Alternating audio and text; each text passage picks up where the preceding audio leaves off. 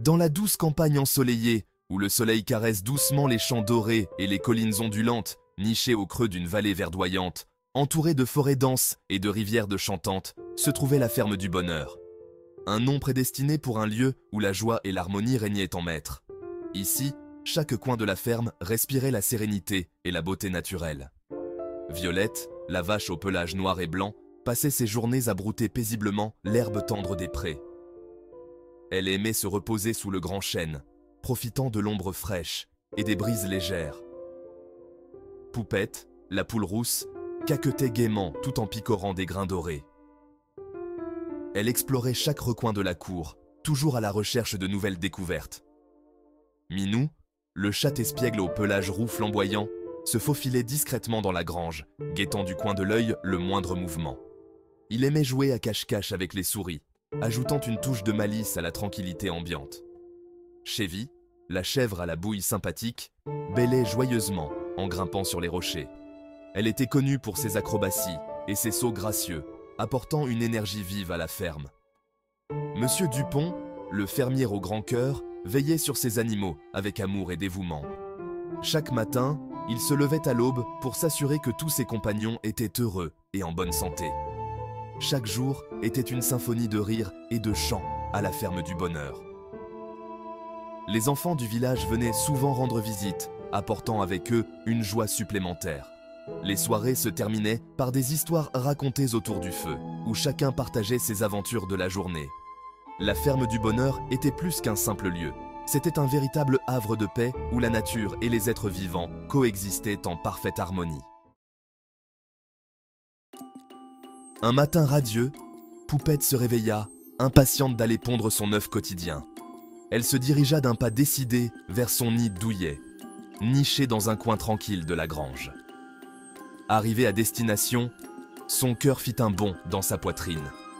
Son nid, qu'elle avait préparé avec tant de soin, était désespérément vide. Pas un seul œuf à l'horizon. Mais où sont passés mes œufs? J'ai pourtant bien dormi dessus toute la nuit. Désarçonnée, elle se précipita à l'extérieur, son cœur battant la chamade. Mes œufs, mes beaux œufs ont disparu. Je les avais laissés ici ce matin même, et maintenant, il n'y a plus rien. Violette, en train de brouter tranquillement, leva la tête, surprise par le ton alarmant de son amie. Elle mâchouillait encore un brin d'herbe quand elle entendit le cri désespéré de Poupette. Chevy, perché sur son rocher, cessa de bêler et se tourna vers Poupette, l'inquiétude se lisant dans ses yeux globuleux. Elle savait que quelque chose de grave s'était passé. Minou, alerté par le remue-ménage, sortit de sa cachette, la queue dressée. Il s'approcha prudemment, ses moustaches frémissant de curiosité. « Qu'est-ce qui se passe, Poupette? On dirait que tu as vu un fantôme.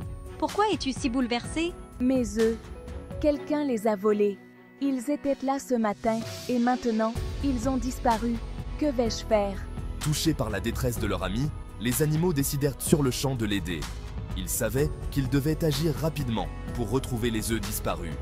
Ils formèrent une équipe de choc pour résoudre ce mystère.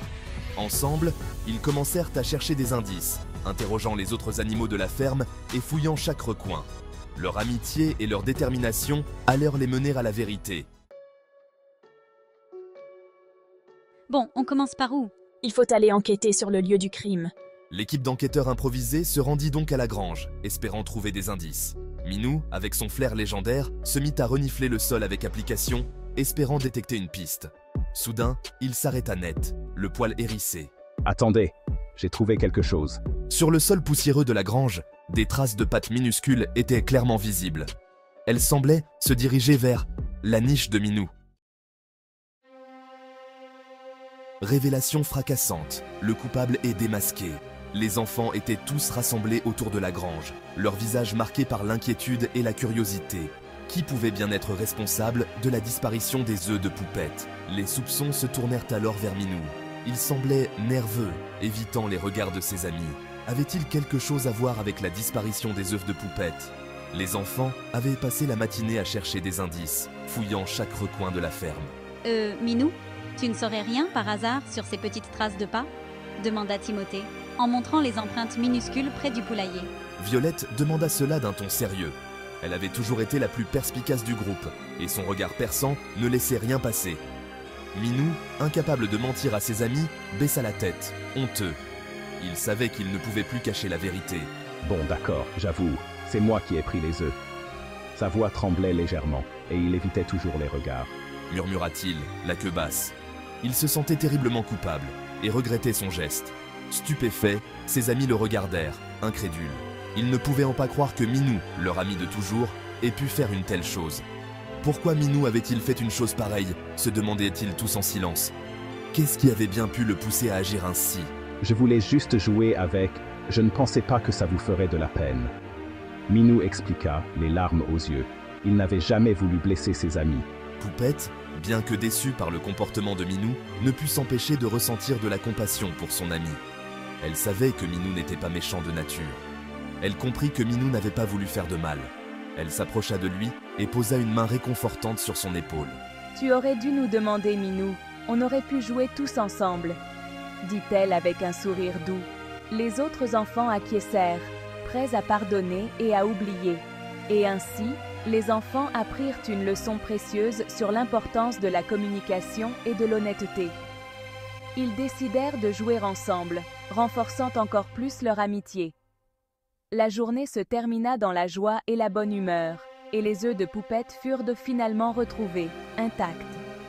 Tout était bien qui finissait bien. Le pardon et une amitié plus forte. Minou, soulagé que Poupette ne lui en veuille pas, promit de ne plus jamais recommencer. Il réalisa que ses actions avaient des conséquences et qu'il était important de respecter les biens des autres. Je suis vraiment désolé. Qu'est-ce que je peux faire pour réparer mon erreur? Poupette sourit. Tu peux nous aider à construire un poulailler plus sûr, comme ça mes œufs seront bien protégés. Minou, ravi de pouvoir se rendre utile, accepta avec enthousiasme. Il était prêt à tout pour regagner la confiance de ses amis.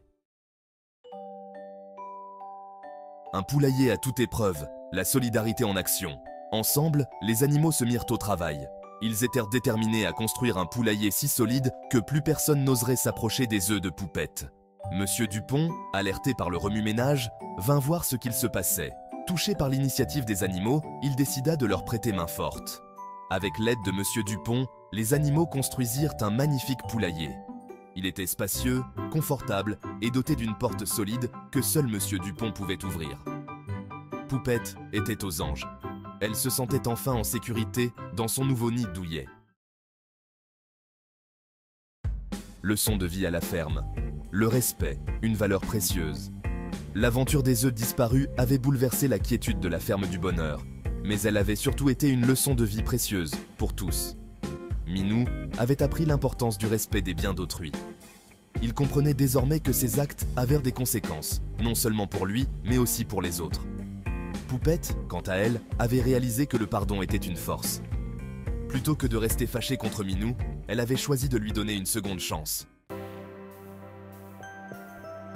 L'entraide, la clé d'une vie meilleure. L'histoire avait également mis en lumière la force de l'entraide et de la solidarité. Face à l'adversité, les animaux de la ferme du bonheur avaient su se serrer les coudes et s'épauler mutuellement. Ils avaient compris que l'union faisait la force et que, ensemble, ils étaient capables de surmonter tous les obstacles. Monsieur Dupont, de son côté, était fier de ses animaux. Il voyait en eux des êtres sensibles et intelligents, capables d'apprendre de leurs erreurs et de grandir ensemble. La sérénité retrouvée. La vie reprit son cours paisible à la ferme du bonheur. Poupette pondait des œufs chaque matin dans son nouveau poulailler, en toute sécurité. Minou, fidèle à sa promesse, veillait sur elle et sur ses œufs, devenant ainsi le gardien officiel du poulailler. Les rires et les chants résonnaient à nouveau dans la ferme, plus joyeux que jamais. L'aventure des œufs disparus n'était plus qu'un lointain souvenir, une anecdote que les animaux se plaisaient à raconter aux nouveaux venus. Un avenir radieux à la ferme du bonheur. Le soleil brillait de mille feux sur la ferme du bonheur, symbole d'un avenir radieux et prometteur. Les animaux, unis par des liens d'amitié indéfectibles, vivaient en harmonie, dans un respect mutuel et une solidarité à toute épreuve. La ferme du bonheur était bien plus qu'une simple ferme. C'était un havre de paix, un exemple à suivre pour tous ceux qui aspiraient à vivre dans un monde meilleur, où le respect, l'entraide et le pardon étaient les maîtres mots.